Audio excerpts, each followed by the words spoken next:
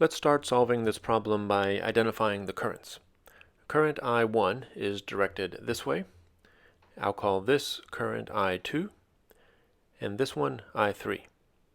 We're asked to find the battery EMF, but because we know current 1, it's convenient to start with a Kirchhoff's loop rule over here on the left-hand side. I'll call that loop 1, and sum the voltages around the loop, set it equal to 0. If we start at the battery, we get 75 volts minus the voltage drop as current I1 passes through the 12 ohm resistor, minus a voltage drop as current I2 passes through the 48 ohm resistor, and setting that sum equal to 0. We know the value of I1, so we can solve for I2 and find that it equals 1.188 amps.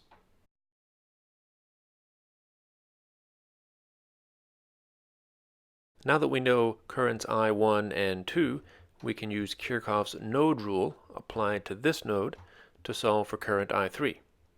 If we sum the currents into that node, it equals 0.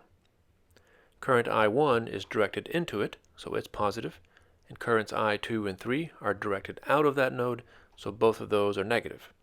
They sum to 0, which allows us to calculate I3. It's I1 minus I2. Substituting the values shows us that I3 equals 0.313 amps. Now that we know current I3, we can use one more loop rule to find the battery EMF. I'll use this loop, sum the voltages around loop 2 and set it equal to 0.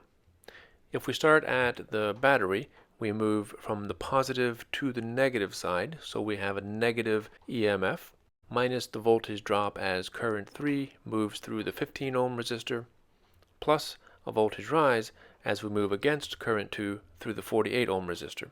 Those sum to 0.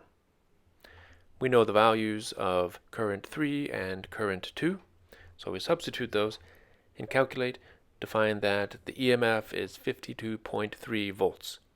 It's positive, which indicates the polarity shown in the figure is correct.